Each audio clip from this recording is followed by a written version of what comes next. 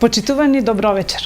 Мој гостин во вечерашнава емисија е председателот на Советот на општината Куманово и член на највисокото централно раководство на СДСМ, господинот Максим Димитриевски. Со него вечерва ќе разговараме за актуелните случувања во градот, работата на Советот на општината и партијата од која што доаѓа СДСМ. Господине Димитриевски, добро вечер и добре дојдовте во нашата емисија. Ви благодарам за одвоеното време. Добро вечер и на вас. Поздрав до гледачите кои што не следат пред малите екрани. Воедно би сакал да ви посакам успешна работа како телевизија. Добре дојдовте во медиумскиот етер на нашата општина. И еве конечно и ние политичарите да добиеме можност да влеземе во студио и да отворено разговараме во интерес на граѓаните за сето она што ги засега отворено.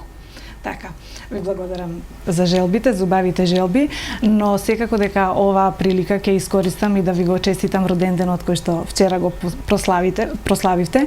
Се надевам дека не ги криете годините, да ги кажам. Влеговте во петата деценија од животот и со тоа првото ваше интервју во нашата телевизија. С која желба роденденска посакавте? Што сакате она да ви се оствари во оваа година? Имаше многу желби, но првенствено главната желба беше македонското сонце конечно да почне реално и вистински да свети. Факт е дека живееме во една држава која што е затворена од сите страни. Граѓаните ни се соочуваат со многу сериозни проблеми и ред и конечно е да посакаме да се ослободиме од тие пранги, конечно граѓанинот да се чувствува таму каде што треба да биде, а тоа е еднаков помеѓу себе, да има еднакви можности за успех и да не бара алтернатива со иселување во странство. Ние македонците, заедно со останатите заедници кои што живеат во државата, не има премалку за да се селиме од оваа мало парче балканска земја, наречена Македонија. Но приватно, што си посакавте? Сепак приватното е секако по... Приватното, значи секогаш тргнуваме од општото кон посебното доаѓаме. Факт е дека здравје, среќа и берикет како на моето семејство, така и на сите останати лојални граѓани на нашата држава. Така. Вие многу ми насметаат дека го достигнавте врвот во партијата со функциите кои што ги имате, пред се како председател на Советот на општината Куманово, потоа сте во највисокото партиско раководство, член на извршниот одбор, председател сте на комисијата за одбрана во партијата. И сметате ли дека заслужувате многу повеќе и кои се вашите амбиции за понатаму? Ако кажам дека нема амбиции, не е скромно. Секој човек кој што се занимава со политика би требало да има амбиции. Ова што во моментов јас го добив како доверба од партијата и од граѓаните на нашата држава и нашата општина е сосема доволно за да човек се обиде да се реализира, тоест докаже пред јавноста во делот на своите собствени заложби за онаа што значи политичко делување на политичката сцена, како во Куманово, така и во државата. Носител сум на една јавна и една политичка функција.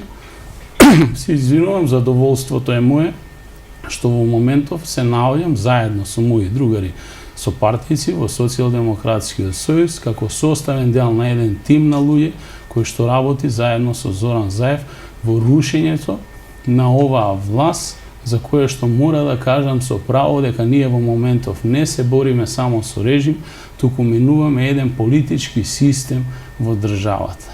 Во Македонија не постои ни д од демократија, не постои слобода и слободно изразување на граѓаните. Едноставно целиот систем е сведен на такво ниво да сите се чувствуваат и водејќи се по принципот на должничко-доверителски односи, оваа власт обстојува веќе со години и функционира. Добро, вие од СДСМ и легитимно е да ја критикувате централната власт, меѓутоа што е со локалната власт? Дали некои работи кои што ги има на централно ниво сметате дека се пресликуваат на локално ниво? Мислам дека и токму вие сте најголемиот критичар и опозиционер во сопствената партија. Па не би рекол дека сум опозиционер. И јас и одредени мои други колеги јавно говориме за пропустите на локално ниво кои што ги имаме како партија. И СДСМ токму тука и се разликува во однос на ВМРО ДПМН. Кај нас согласно статусот на партијата е дозволено издвоено мислење, се до следниот состанок каде што се потврдува ставот. Доколку имате различно мислење од мнозинството, можете да го издвоите, значи значителното мнозинство го издвојува ставот се до првата следна седница на органот.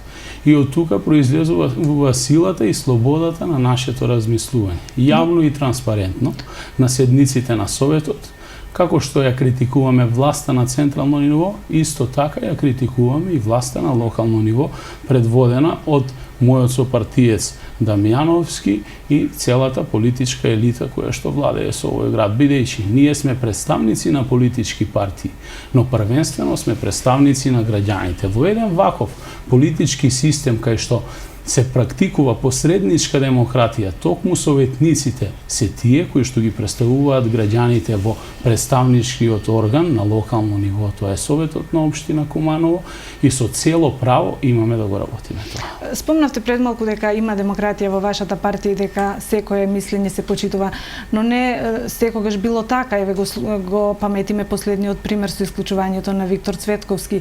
Вие некако ми се чини дека во исто време дејствувавте опозиционо со тоа што не ги гласавте точките кои беа за јавно-приватно партнерство на Куманово газ. Мислам дека извештајот на Водовод беше. Тој беше санкциониран, а вие останавте таму каде што сте, дури и добивте унапредување, станавте председател на Советот. Каде е тука разликата? Во пристапот или во дејствувањето? Прво, сакам целата кумановска јавност да знае дека јас изрично бев против исклучувањето на господинот Цветковски од СДСМ. И се уште го делам тоа мислење. Тоа што потоа резултатот на неговото делување беше таков каков што беше, а јавноста тоа го слушна, тоа е негово индивидуално право да се движи во политиката како што размислува. Но знаете, кога сте во политичка партија, секогаш на прво место мора да го ставите општиот, а во втор план личниот интерес. Бидејќи представувањето на партијата значи представување на заеднички проекти, не индивидуално делување. Вие имате право да го издвоите мислењето, но при тоа ќе мора секој да го најде својот начин на скротување на желбите и амбициите. Бидејќи, знаете, кога седите на една функција, јас гледам сега, функцијата председател на Совет е многу повеќе символична од што реално екзекутивна или извршна функција. Ви доаѓаат многу луѓе, ве тапшаат по рамо и ви викаат дека сте најубав и најдобар. Доколку првите соработници не ви се тие толку најголемите критичари, многу пати знаете да избегате од онаа основна матрица на соодветно однесување и резонирање, правење на реални проценки. Како се однесуваат вашите соработници? Имате конструктивна работа, па некогаш и недоразбирањата биле, преку недоразбирањата се одело напред, или има токму тоа што вие велите дека тапкање по раме а работата не оди како што треба? Во рамките на мојата партија секогаш сум бил заложник за дебата. Истото го практикувам и на Советот. Како председател прв помеѓу еднаквите, давам еднакви можности за дебата, дури многу пати и сам ја инициирам. Квалитетната дебата секогаш носи подобар резултат. За жал, што во моменти сликата во Советот е таква каква што е, кај што имаме преголема пасивност од страна на поедини политички субјекти, може би се создава слика дека председателот на Советот е премногу опортун во однос на делувањето на локалната власт. Ние сме тие директно повиканите кои што мора да искритикуваат општинската администрација за да го подобри својот квалитет, бидејќи сите ние таму сме првенствено за да бидеме во функција на граѓаните. Тие функции не ни се дадени од Бога, нити пак ние сме предодредени за истите. Едноставно системот, законот е таков, мора да биде некој представник на граѓаните во тој дом, но првенствено сите носители на јавни политички функции, особено администрацијата и градоначалникот, се тие кои што мора да му служат на граѓанинот. Затоа многу пати имам кажано и денеска ќе повторам. Да се биде советник и политичар значи да се биде народен слуга, не повластен граѓанин во државата или во општината. Премногу мал град сме, се познаваме премногу добро помеѓу себе, секојдневно комуницираме и како добро знаеме да се разбереме кога ќе се најдеме на улица. Но првенствено мора да водиме квалитетна дебата, која што ќе даде конечен резултат. Од друга страна, граѓаните ќе ни судат, а тоа го прават на избори со излегување и давање на подршка на една, друга или трета опција. Така, ве обвинуваат токму и локалната администрација и советниците дека воведувате дисциплина, сакате, барате голема дисциплина во Советот, дека строго се држите до процедурата. Потребно ли е? Потребно ли е тоа за да се постигне квалитет? Повеќе од потребно е за да се создадат нормални услови за работа. Ние сме најголем совет во државата, броиме 33 члена. Го сочинуваат представници од 14 различни политички партии. До пред 2 недели беа 13. Секогаш се прегрупира и постои можност за прегрупирање на политичката волја внатре во Советот. Замислете на што би личело тоа доколку владее и малку анархија во самата организација на Советот. А просторните услови во кои што работиме се тие. Тоа е една стара зграда креирана во минатото за некој град кој што броел 60 на 70.000 граѓани. Денеска Куманово е најголема општина во Република Македонија со 115.000 граѓани. Добро, на една од седниците дури и ве бойкотираше администрацијата, не дојде на седницата на Совет, токму од тие причини што сакавте да воведете некој ред во однесувањето, туку во сместувањето на администрацијата, иако тоа градоначалникот тогаш во мојата емисија го демантираш и рече дека имал други обврски, но каков е вашиот впечаток? Како да не наидувате на поддршка за она што го спроведувате и она што сакате да го направите? Знаете, секогаш кога се става ред, има реакција. За мене тоа е разбирливо. Но најбитно е дека работата на Советот не е нарушена. Советот непречено работи и функционира. Немало бојкот, може би имало бојкот или некој така си умислил како поединец, но сепак Советот функционираше непречено. Представниците на администрацијата, нивниот представник во својство на секретарот беше на седницата, тогаш ни се случува многу пати да имаме голем број на точки на дневен ред, како тој случај беа некаде, ако не се лажам, 48, кои што беа извештаите на сите основни и средни училишта во градот.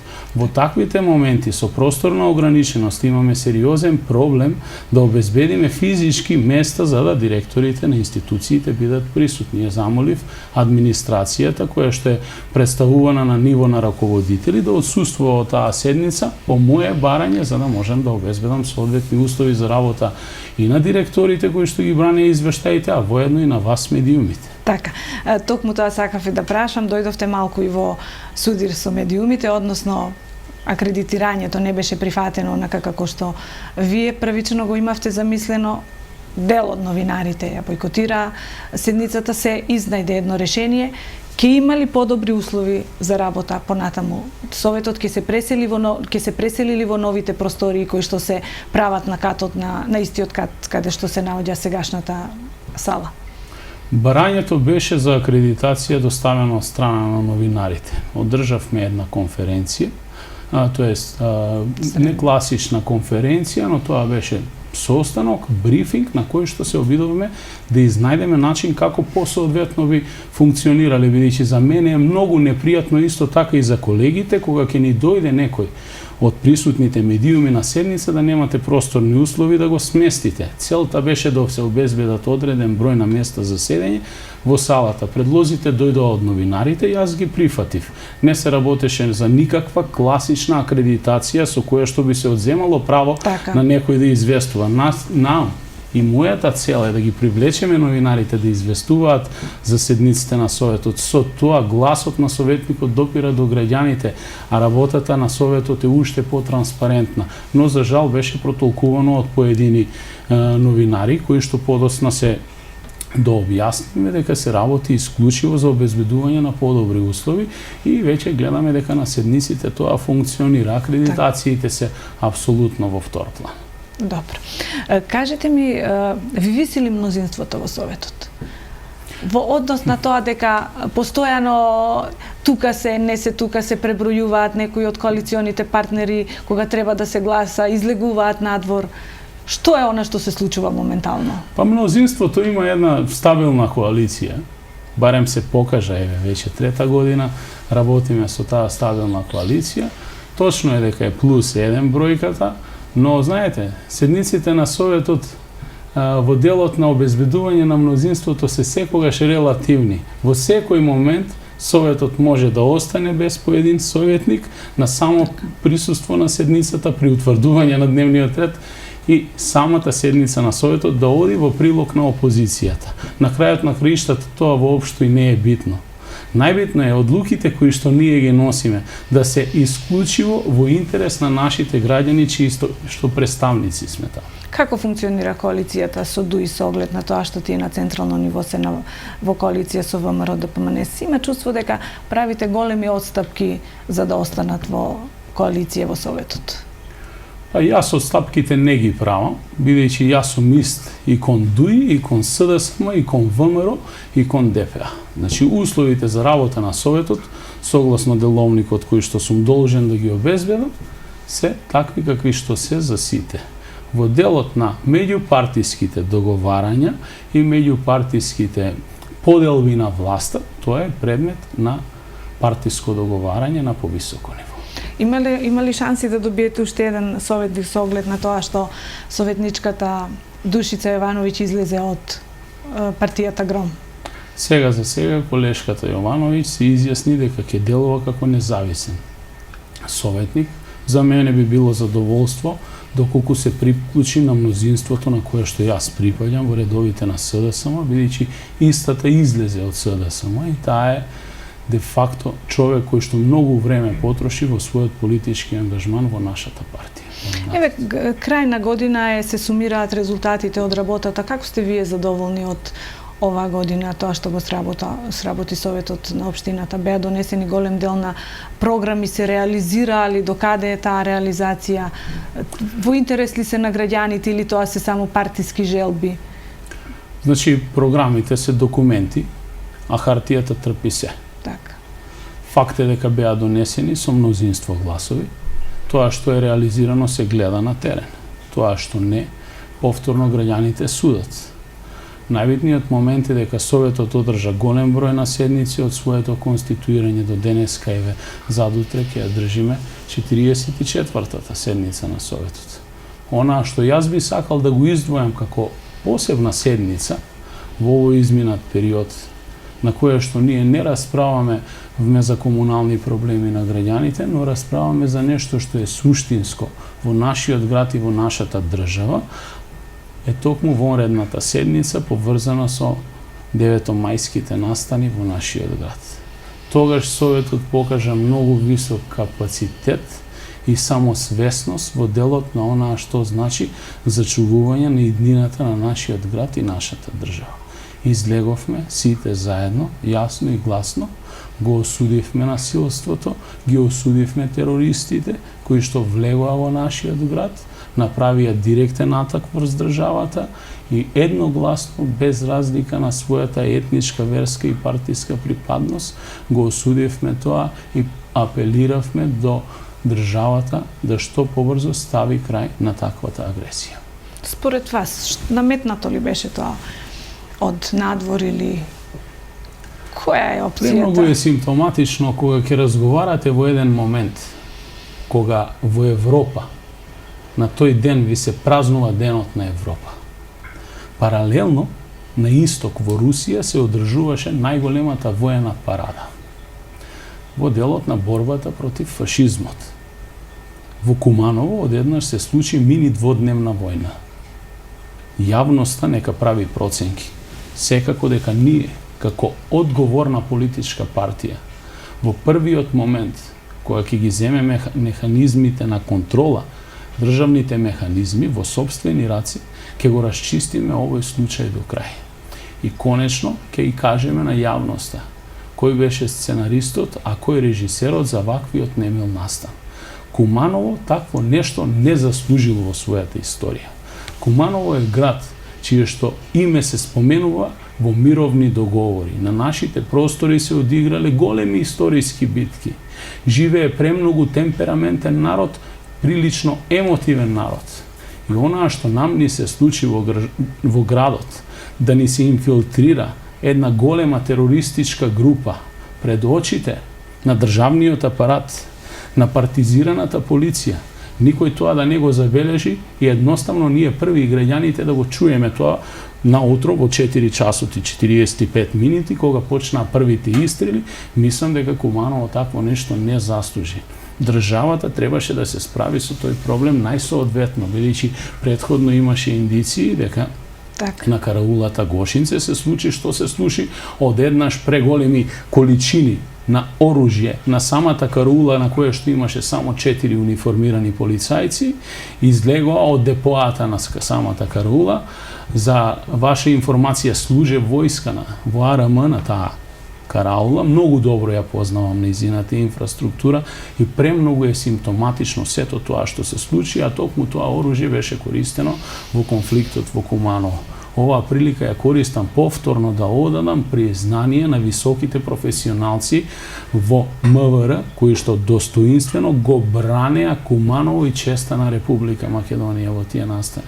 Знаевте ли, имавте ли вие информации? Градоначалникот изјави после случувањата дека имал информации дека постои там у таа група, функционира, дека населението било запознаено. Имавте ли вие како председател на Советот таква информација и дали преземавте нешто во смисла да разговарате со вашите коалициони партнери од албанските партии? Да, јас имав непосредни разговори со поедини луѓе кои што укажаа дека може нешто такво да се случи и нормално никој од нас не веруваше на тоа. Но постапив согласно законот и уредно информирав луѓе кои што работат во делот на безбедноста во државата. Ја следат состојбата на терен. Да. Тоа беше одговорот. Факт е дека во Куманово летаа беспилотни летала претходно, дека и беше евидентно присуството на полицијата, нивото на борбената готовност беше подигнато на повисоко ниво и на крајот на краиштата сето тоа, откако се заврши, се подзаборави. Ние го должиме тоа на кумановската и македонската јавност. Повторно ќе кажам, кумановчани ја задолжија многу Република Македонија со тоа што не дозволија тој конфликт да се прошири. За наша среќа, немаше цивилни жртви, но се уште плачеме по загубите кои што ги претрпевме. Имавме голем број на жртви во редовите на безбедносните сили и уште поголем број на повредени. Денеска се прашувам кој е подготвен да им погледне во очи на семејствата на загинатите припадници и бранители. Мислам дека било која политичка елита која што ќе владеа со оваа држава, а сигурен сум дека тоа ќе биде СДСМ, има обврска и должност да ја истера оваа вистина за Куманово до крај. Така. Да се вратиме на работата на Советот и она што се случува на седниците. Како председател на Советот ја делите одговорноста и за било кои политички одлуки, а многу често на седниците сте голем критичар на власта, како што на локалната власт, како што споменав. Ве консултираат ли во тие одлуки за кои подоцна вие не гледате дека се правилно решение? Не. Значи, одлуките се резултат на работењето на градоначалникот, општинската администрација и јавните предпријатија. Истите се доставуваат до Советот. Советот ги разгледува, може да ги прифати, да ги отфрли, а во поедини моменти со амандмани да интервенира на програмите, да ги промени. Колку има расположение да се промени нешто што вие сметате дека не е така? До сега имаме голем број на одлуки и предлози, амандмани кои што доаѓали дури од опозицијата и биле прифатени и програмите биле променени во интерес на граѓаните, а пред се на предлог и на опозицијата. Тоа се случувало секако и на предлог на опозицијата. А кога не биле прифатени, тогаш следува на ваше јавно излегување против? Значи, јас секогаш и до денеска, а и во иднина, ќе го задржам своето право да делувам така како што мислам, така како што сметам. Тоа не се разликува од концептот на мојата партија, бидејќи ние сме реално демократска партија и тоа го покажуваме во целост и на дело. Така. Во гостувањето во мојата емисија на истово место, градоначалникот призна дека во градот постои градежна мафија или поблаго да кажеме луѓе, правни субјекти или поединци кои не до крај ги почитуваат законите за градба. Како председател на Советот и советник на владеачкото мнозинство, нели сметате дека и вие имате одговорност во таа работа, бидејќи многу често гласате измени на урбанистичките планови? Имате ли секогаш увид што гласате? Затоа што тие точки се секогаш на крај и знаат да бидат 13, 15, 17, кога вниманието на советниците ќе падне, кога новинарите ќе си отидат. И после известно време ќе слушнеме дека никнала некаде зграда на некој ќоше, направен искористен е некој простор каде што требало да биде паркинг или нешто некое зеленило. Нема бегање од одговорноста и јас и колегите сме тука и секако сносиме одговорност, бидејќи конечната одлука е наша. Но првенствено, Советот не е стручен орган. Стручните мислења ги даваат ресорните и надлежни министерства, комисиите кои што ги формира градоначалникот во рамките на секторот за урбанизам во општината.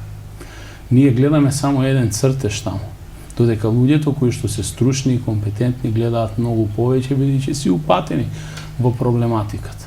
И на крајот само ќе ви кажам колку е битна одлуката на Советот. Оваа власт, начело со ВМРО ДПМН, во континуитет за овие 3 години најмалку до сега 10 пати ги промени уредбите, подзаконските акти поврзани во делот на просторното и урбанистичкото планирање.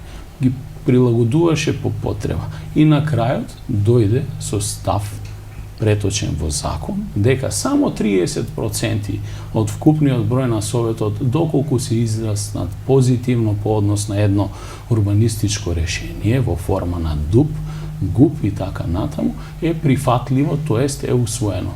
Тоа ви покажува на тежината на органот во делот на носење на таа одлука. Многу побитен документ е самата иницијатива, за која што Советот недоволно запознаен, но првенствено круцијалниот момент е во моментот на давање на стручната согласност од страна на Министерството за транспорт и врски на самиот план. Видите, тука не постои различност политичка. Тука постои само интерес и никој повеќе. Дефинитивно ќе мора да се променат и усогласат сите постоечки законски акти. Но јас апелирам, бидејќи Куманово личи на една градежна парцела по која што кога се движите на секој чекор се сопнувате или од возило, или од степеници кои што се расфрлани врз јавните прометни површини.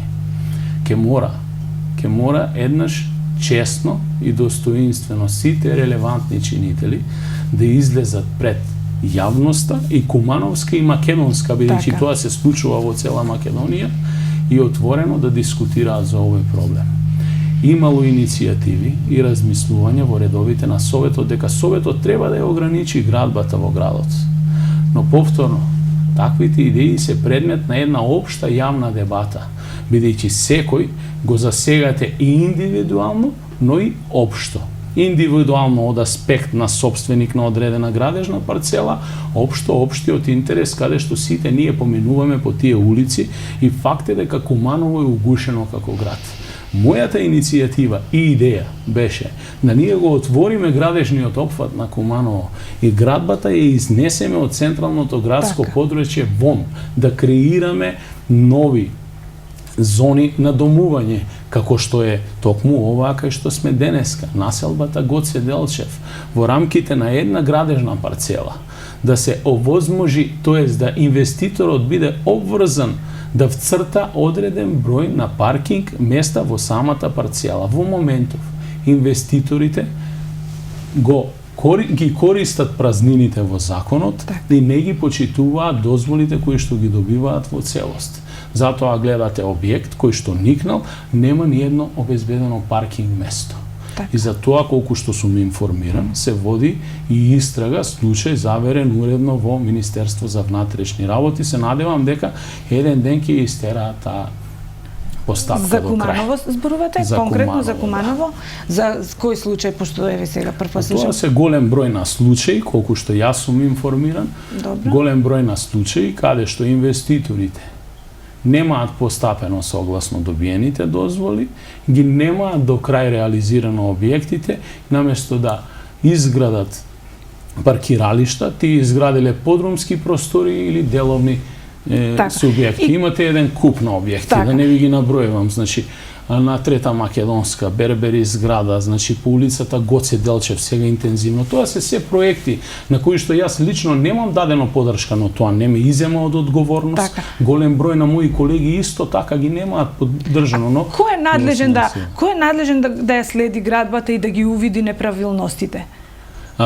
Градбата треба да ја следи законскиот надзор. Надзорот е тој кој што го подпишува документот, а на крајот и потребната дозвола. Каде се тука нашите инспекциски служби? Инспекцијските служби се должни да го следат надзорот во делот на пречекорувањата при градбата. И такви случаи има, инспекцијата интервенира, но сметам дека не е доволно, ќе мора да биде многу поажурно на овој план. Така, спомнавте дека имате идеја да се прошири подрачјето за градба. Беше ли прифатено? Најде ли на поддршка од вашите сопартици? Значи, размислувањата беа различни. Факт е дека се согласуваат сите со тоа, но постои нешто што се вика генерален урбанистички план и кој што е елабориран дека за истиот е потребно огромна сума на средства за да биде завршен и кој што ќе ги дефинира рамките на градежниот опфат на градот, во кои делови може да се шири. Де факто Куманово може да се шири и на север, и на југ, и на исток, и на запад. Така. Еве вака, да се вратиме малку на политичката ангажираност. Односно да спомнеме она што е можеби актуелно во Куманово, фракционерството во општинската организација на СДСМ. Вас ве посочуваат како еден од предводниците на една од фракциите. Има ли вистина во тоа? И што е она што каде што не можете да се усогласите сите три фракции, ако е тоа вистина дека работат, односно постојат во вашата партија? Каде се вашите разидувања? Во СДСМ фракционерство не постои. И истото не е ни дозволено согласно статутот. Во СДСМ постојат различни размислувања, согледувања, но не постојат идеолошки разлики. Тука сме сите обединети. Кај ви се разликите тогаш? Разликите се во делот како треба да се практикува власта или како треба да се поднесе одговорноста. Јас лично сметам дека она што и претходно го кажа, политичарот треба да биде секогаш во функција на граѓанинот, бидејќи ние сме таму. Ние сме тие кои што сме народните слуги. Ние треба да му бидеме на дофат на граѓанинот, бидејќи за негов прочен постоиме. Политиката е таа која што го менаџира општествениот процес. И разликите се токму такви. Никој од нас не е роден на позицијата на која што се наоѓа.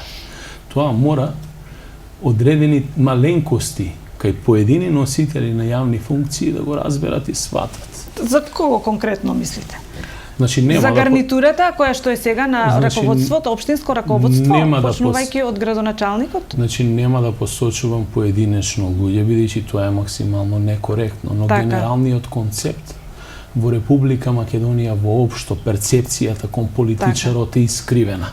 Кога разговарате со граѓанинот и ќе го прашате, добро, што и фали на оваа власт, ќе ви наброи 1 милион причини што и фали.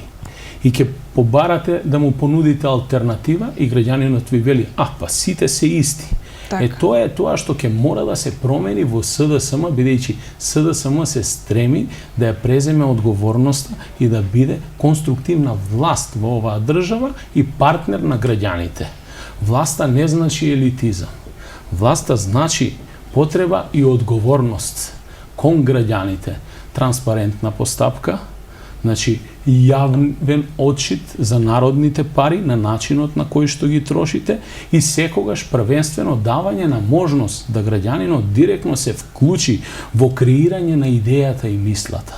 Но знаете, ако тоа само го говорите во јавноста,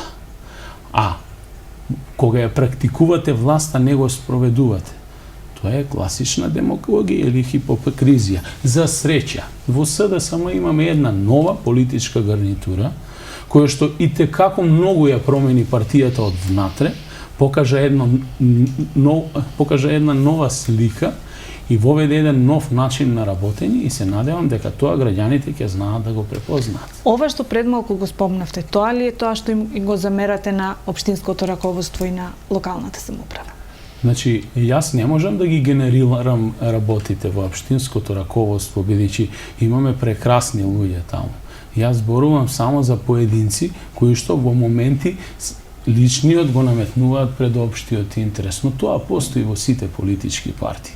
Верувајте ми, во СДСМ тоа се говори можеби појавно и потранспарентно. Во ВМРО тоа е многу поприсутно, само што тие не говорат во јавноста за тоа. За мене тоа е класично политичко лицемерие.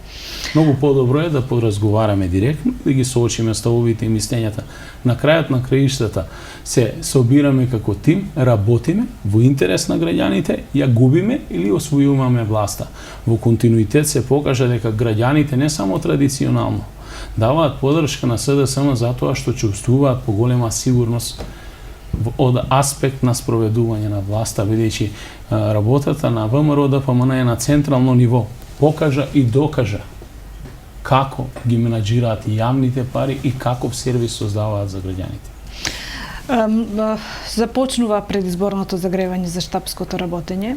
Веќе излезе во јавноста дека Дамјан Манчевски е избран за шеф на Централниот изборен штаб. Има ли одлуки за Куманово? Кој ќе го води регионалниот и општинскиот изборен штаб? Почнуваат ли тие подготовки за престојните избори? Па да, секако правиме консултации, отворено размислуваме заедно со партиските раководства на локално, регионално или централно ниво и во блиска иднина ќе излеземе со имиња. Според мене тоа треба да бидат најодговорните луѓе во општинските организации или во регионите. Вие меѓу нив сте? Да, секако и јас сум носител нели на висока политичка функција, но секогаш би дал предност на колеги, бидејќи на вистина СДСМ има кадровски потенцијал со кој што може да се пофали. Добро, ќе следуваат после изборот на штабовите, нели следуваат и кандидатите за пратеници, правењето на листите. Тоа во Куманово никогаш не одело глатко, никогаш не одело без проблеми. Сега конкретно не дека тоа излегувало во јавноста, меѓутоа не сте знаели, не знаеле ни да се сокрие тоа што се случува внатре во партијата. Сметате ли дека сте позрели и дека овој пат помудро ќе изиграте и ќе ги изберете вистинските луѓе? Ние секогаш сме имале добри и квалитетни кандидати. СДСМ е партија која што изобилува со кадар. Кандидатите не мора да ги барате исклучиво само помеѓу носителите на високите политички функции. Ние ги имаме кандидатите во секојдневната наша непосредна близина. И да не бидат овие зборови чиста хипокризија, тоа го докажуваме и на дело. Со последниот наш концепт New and Change на последните парламентарни избори, кои што ни беа дрско украдени од страна на нашиот политички опонент со злоупотребата на власта и институциите на системот, покажавме дека највисокото партиско раководство не се најде на челните позиции при изработка на самите листи на кандидати. И ние бевме убедени во тој концепт. Можеби јавноста не беше подготвена за такво нешто.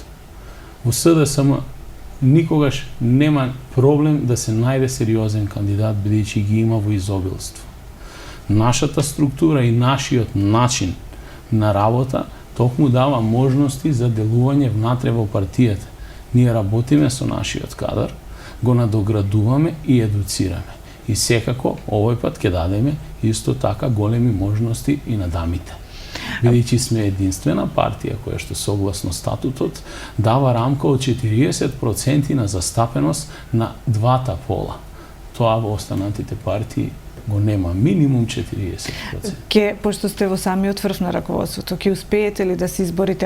Мислам дека оваа гарнитура има најмногу кумановци кои што се на високи партиски позиции. Ќе успеете ли да се изборите да има што повеќе кумановци на добитните позиции на пратеничката листа, со оглед на тоа што многу често се нудат луѓе од Скопје кои кумановци ги гласаат и потоа се чувствуваат фрустрирано што многу малку, дали еден или представник имаат од Куманово или можеби во една ситуација дури не еден, ми се чини. Значи, СДСМ Куманово во учеството во СДСМ во моментов има преголема одговорност. Имаме 3 носители на високи политички функции, членови на извршниот одбор, генерален секретар. Вкупно 5 членови на Централниот одбор. СДСМ никогаш подобро не било позиционирано во партиските органи и тела. И впрочем, тоа го покажа и последниот избор на техничкиот министер Спасовски, кој што е првиот човек кој што носи една таква одговорна позиција од Куманово. Факт е дека јавноста се занимава со внатре-партискиот избор во СДСМ и тоа е нормално. Ако будите интерес кај некој, секогаш ќе најде начин за да зборува за вас. Тоа е добро и за реклама, ги рекламираме нашите кандидати. Секогаш ќе имаме начин, ќе најдеме начин и ќе имаме добри кандидати кои што ќе ги понудиме на јавноста. Со сигурност. Проблемот во Република Македонија е друг. Дали реално можат да се обезбедат сериозни, фер плей избори, услови за спроведување на демократски избори?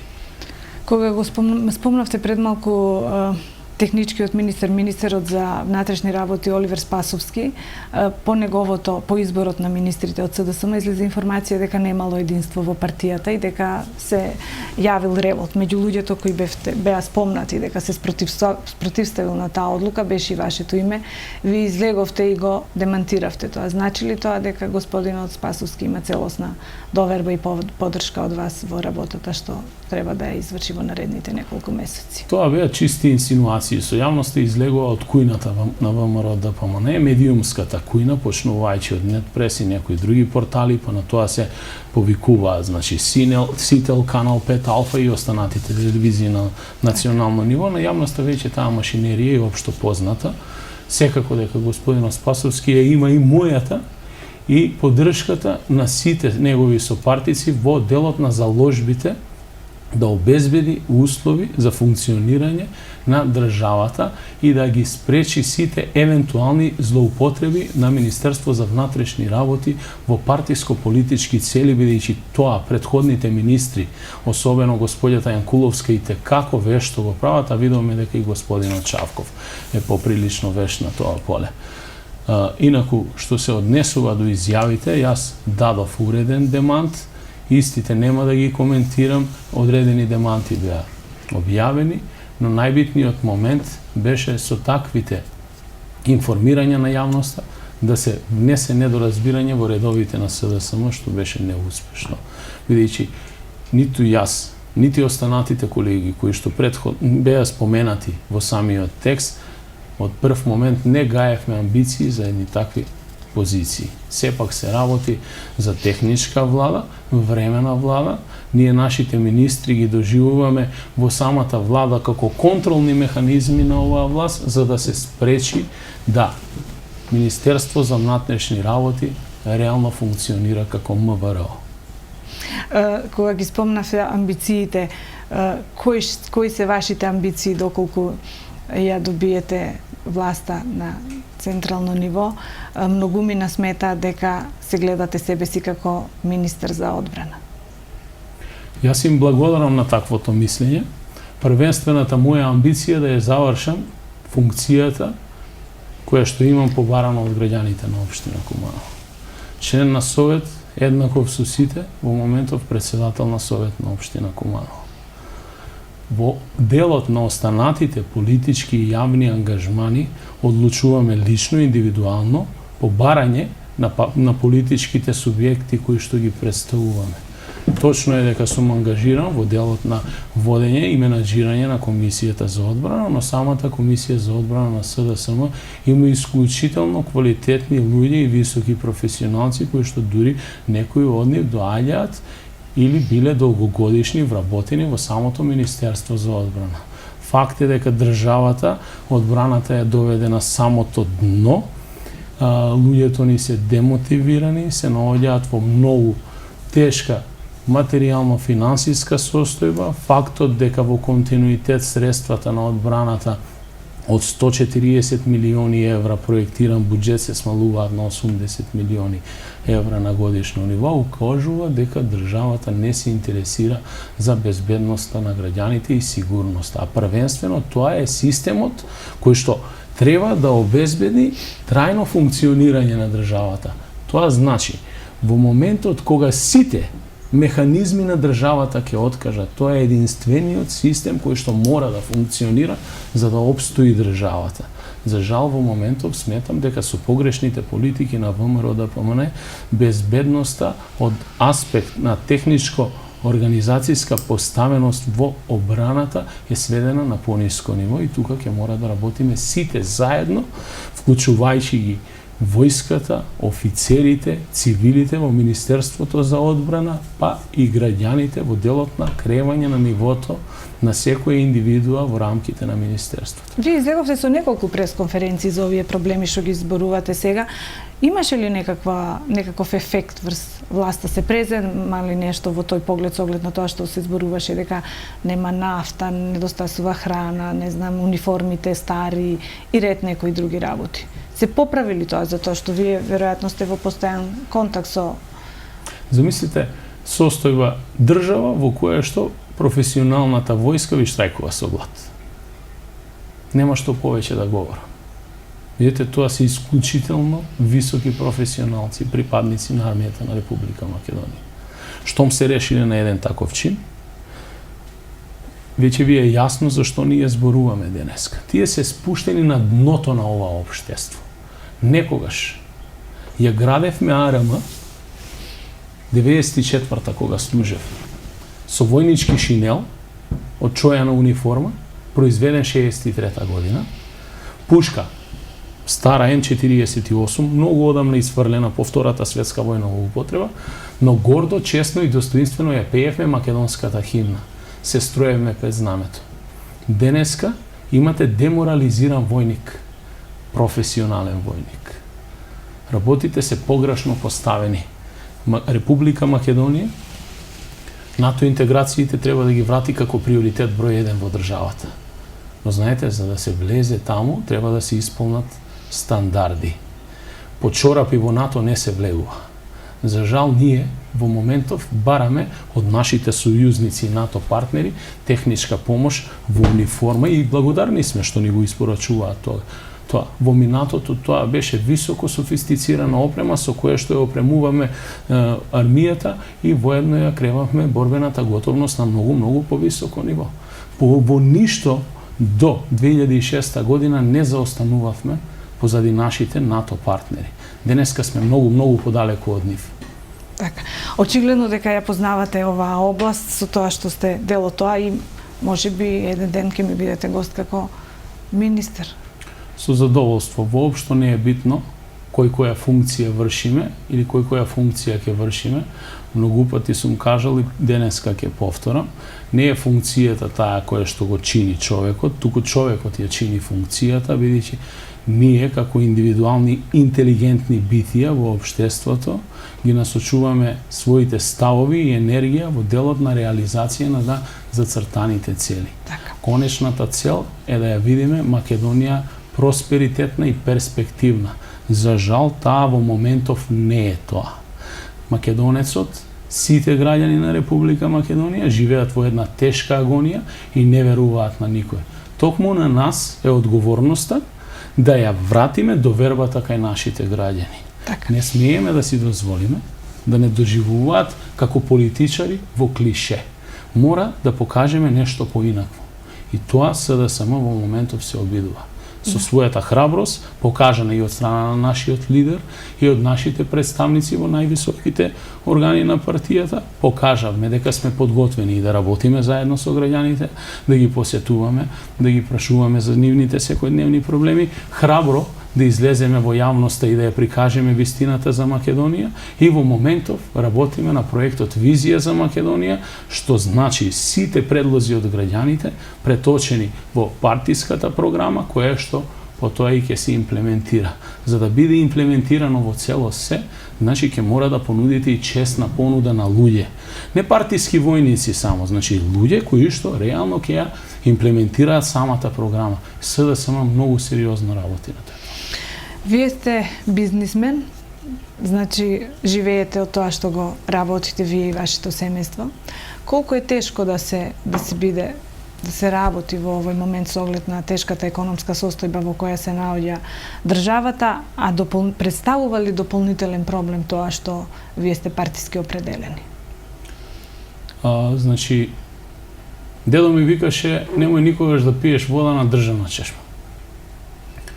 Тоа е една правило врезано во моменталниот склоп на членовите на моето семејство. Но секогаш смета и планира да има вода на чешмата, бидејќи зависат сите од неја. За моја среќа, 98 година се осамостои финансиски и почнам нешто да работам. Поседувам мал, ситен, приватен субјект кој што вработува 11 на луѓе. Тешко е да се стопанисува во Република Македонија во моментов. Сите зборуваат за кризи. Ние сме во екстремна криза, особено од 2006 на. Најголемиот проблем е што немаме еднакви можности во сопствената држава. Домицилниот, домашниот капитал не се вреднува како странскиот капитал. Вие проследете една изјава на собственикот на компанијата Ван Хол, кој што рече дека Македонија за нив е Мека и Медина. Така. Затоа што ги спаси од најголемата криза. Да имаш било кој стопанственик во општина Куманово слични услови како што таа компанија или многу други компании ги добија во делот на инвестирање, да им изградеше некој комплетна инфраструктура, да им обезбедеше земјиште под наем и така натаму, сите ќе покажаа во стопанството многу поголеми резултати. За жал, сега во моментов мало, ситно и микростопанство во Република Македонија не постои. Шетате по улица, гледате само големи маркети. Каде се оние малите дуќанчиња кои што функционира и обслужува? Ги нема, ги изеде таквиот начин на размислување и самата конкуренција. И на крајот, кога ќе влезете во маркетот, гледате дека генерално се продаваат странски увозни стоки. Нашите домашни стоки ги нема. Значи, на тој начин се уништува стопанството. И да биде уште поголемо лицемерието, кон стопанството се воведува еден закон кој што се вика Закон за финансиска дисциплина, со кој што ви обврзува да вашите обврски доспеани обврски ги плаќате уредно кон своите добавувачи. И тоа е супер. Но на крајот во последниот став велат тој истиот закон не се применува за општините и за државата, а токму државата е најголемиот должник на стопанството. Од каде пари за да се платат обврските? Тоа е тоа, значи, оваа власт работи исклучиво популистички. Да работеше домаќински, тоа граѓаните ќе го препознава. Најде начини и инструменти како да ги контролира граѓаните. Принципот на должничко-доверителски односи. Јас тебе војводо, ти мене сердаре. Јас вам услуга, вие на мене контрауслуга во форма на глас. Знаете, оваа власт првично ја обезбедува поддршката со тоа што ви доаѓа и ви се представува како фина, за да изнуди глас од вас. Потоа, ви генерира проблем за да ви го реши и да излезе во ваши очи дека ви помогнале нешто. И на крајот го бира третиот или најлош начин, притисок, уцена и закана. Тоа се виде на изборите. Самиот чин при спроведување на нашите, меѓу кои и мене, најистакнати функционери на локално ниво во полициска станица дента пред избори, покажа со што се соочуваме ние. Затоа и не ги признавме избори, почна целиот оној процес за вистината Македонија, денес завршивме на пржино и од тука натаму е тестот за демократијата во државата. СДСМ нема да земе учество во избори кои што повторно ќе се сомневаме дека ќе бидат нелегитимни од аспект на неовозможување на владење на демократија. Да. Покрај тоа што имате собствена фирма, кога излезе тоа нападот на функционерите во општина Куманово за непотизам, бевте спомнати и вие дека сте ја вработиле сопругата и сестрата ваша. Повторно ќе кажам, чисти инсинуации.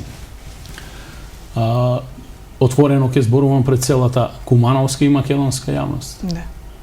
Тие не се вработени во период кога јас сум вршител на должност, председател на совет.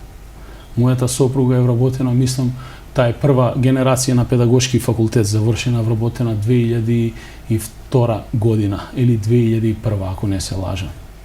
И 3 пати истерана од тогаш. Зошто не праша зошто е истерана? Така. Во делот на сестра ми. Да.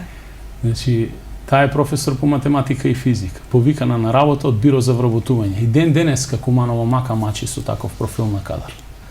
Куманово има проблем со останатите кадри, кај што имате, например, неконтролирано производство на кадри во делот на тие што завршија за воспитувачи и учителки и учители за предучилишна и оделенска настава, кај што имате повеќе од 100 луѓе во моментов под биро регистрирани, и општината која што располага со ресурси и капацитети да вработува во образованието, не знае на таквите кадри што да им прави.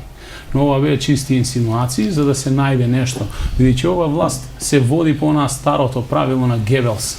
Една лас повторена 100 пати во ушите на оној кој што слуша е вистина, но овој концепт веќе пада во вода. Премногу добро се познаваме меѓусебно во Куманово, за да можеме да се изманипулираме на овој план. Господине Димитриевски, многу сте активен на социјалните мрежи, поготово на Facebook. Објавувате доста и приватни работи за кои дел од луѓето смета дека како политичар не треба да сте толку транспарентен. Но сепак, дали социјалните мрежи се во моментот помодарство или тоа е начин на комуникација со граѓаните за да вие полесно дојдете до и да ги дознаете нивните проблеми?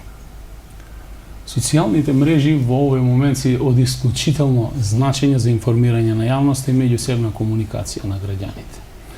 Тоа што објавувам лични работи и податоци на социјалните мрежи не е ништо тајно, нити е ништо страшно.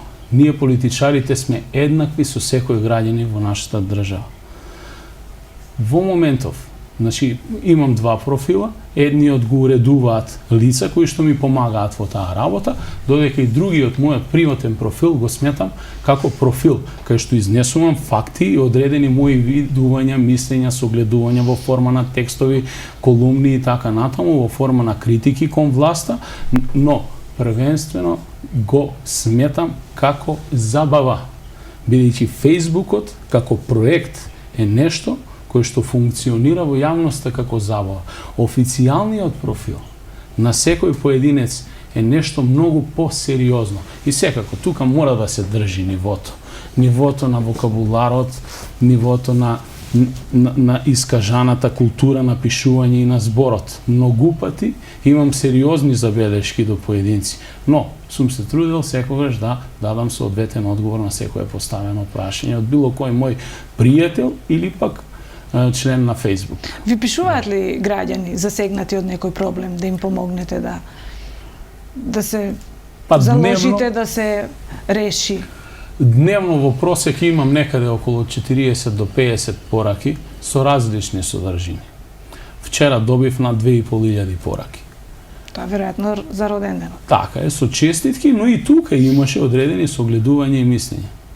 За среќа изоставен сум од вулгаризми и тоа многу ретко се случува, но морам да ви кажам дека моќта на социјалните мрежи е многу битна и од многу висока улога во делот на само коректурата. Ви пишуваат граѓаните со право, имаат право да ви исконтролираат и искритикуваат. Ве фалат повеќе или ве критикуваат? Па искрено, јас сакам да бидам критикуван. Повеќе сакам да бидам критикуван, тоа некогаш го прават и јавно, многу пати, доаѓаат и јавните пофалби. И така. Тоа оди едно со друго. Господине Димитриевски, морам да ве прашам нешто што вашите сопартици го посочуваат како една ваша активност, дека нарачувате текстови на Facebook страните. Дека една те иста личност постојано става на тапет одредени функционери, политичари, луѓе од јавниот живот, меѓутоа не ве споменува вас. Имате ли врска со тоа или се работи за шпекулација? Тоа е чиста шпекулација. На секој на кој што имам јавно, ќе му кажам и отворено, како што тоа го правам во континуитет. Знам за кого мислите и на кого мислите, ќе мораат тие кои што покажуваат со прст да проверат кој со кого седи, како комуницира и на кој начин комуницира. На крајот ништо не може да се скрие во Куманово. Она што јас го имам како политичар и како човек да го кажам, го кажувам јавно и транспарентно на секој. Не само на моите сопартици, и на моите политички опоненти. Но првенствено, воопшто не треба да се плашиме од јавноста, доколку сме засегнати со некој текст. Секој кој што смета дека треба јавноста да ја запознае со одредена појава во општеството или со одредена критика кон одреден политичар, политичарот не треба да се плаши од тоа. Но при тоа, новинарите или лицата кои што поседуваат профили на кои што пишуваат, доколку се во функција на медиуми, истите треба да бидат објективни и секогаш да ја прашаат и едната и другата страна, да слушнат став и мислење и тоа да го пласираат во јавноста. За жал во овој случај не е така. Значи ги демантирате информациите дека вие стоите за тие текстови.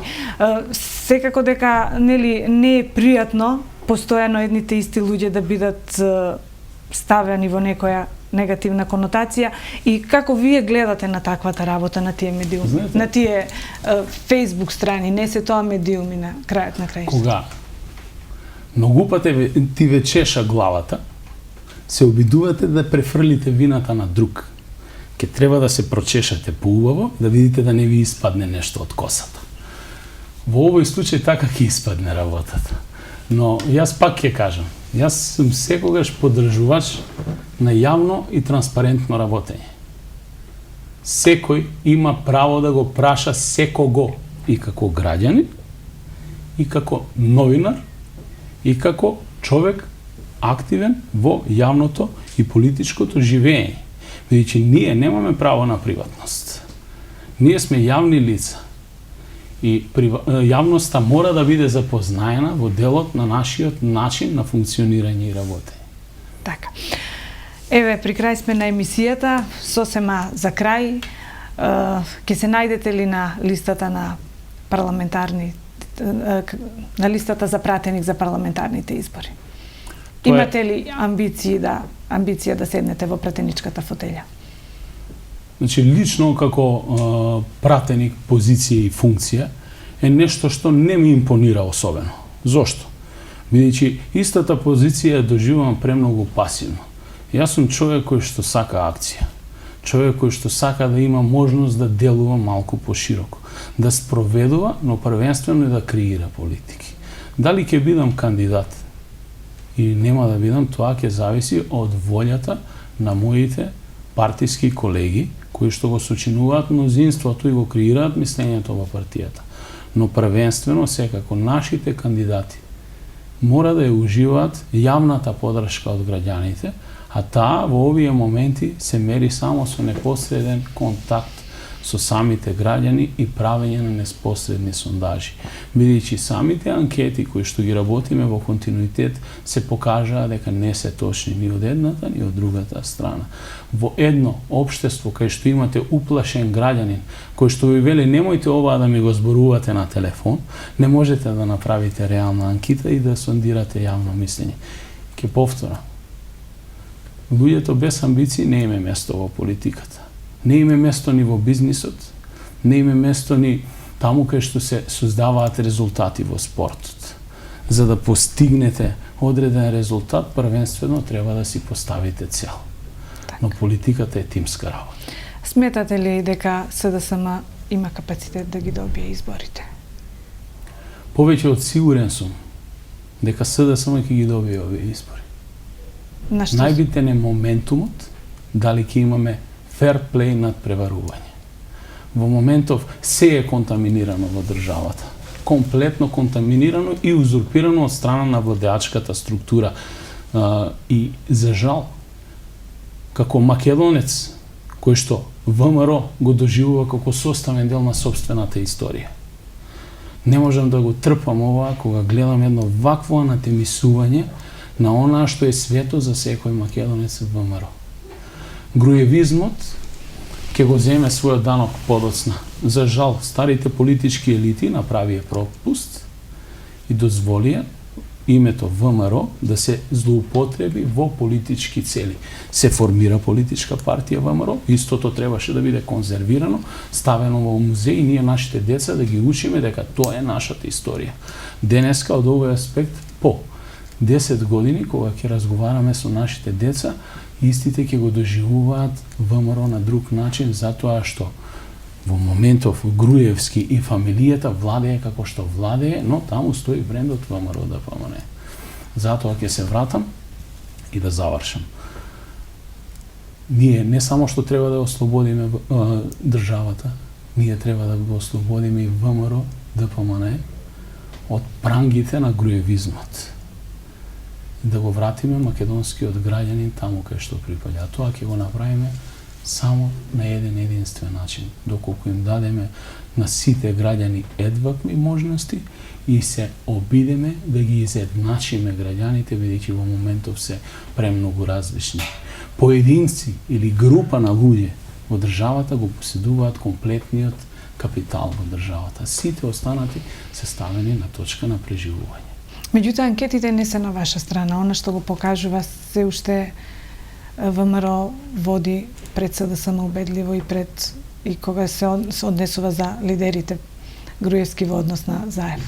Знаете, анкетите служат за да се сондира јавното мислење. Само во нашата држава анкетите се користат од страна на ДПМН и фамилијата за креирање на јавното мислење. И тоа е сосема спротивно и погрешно. На тој начин, со целосна контрола на медиумите во државата и сервирање на невистината како вистина, Груевски вешто манипулира со целиот народ. Единствената и реална анкета во државата се фер и демократски избори, кои што за жал оваа власт нема капацитет да ги организира. Господине Димитриевски, тука некаде би било крајот на нашиот разговор. Јас ви благодарам за исцрпните одговори. Се надевам дека одговоривме на дел од прашањата што граѓаните очекувале да ги чујат. Ќе се видиме во некоја наредна прилика, се надевам. Апсолутно ми беше чест и задоволство да бидам ваш гостин и ја поздравувам вашата заложба на вакво водење на емисии и екстремно отворени, спротивставени ставови и мислења, бидејќи сметам дека тоа е единствениот начин да граѓанинот биде запознаен во целост со сите збиднувања. Ви благодарам и на вас. Благодарам. Почитувани гледачи, тоа беше се за вечерва. Следете ја нашата програма. Довидување.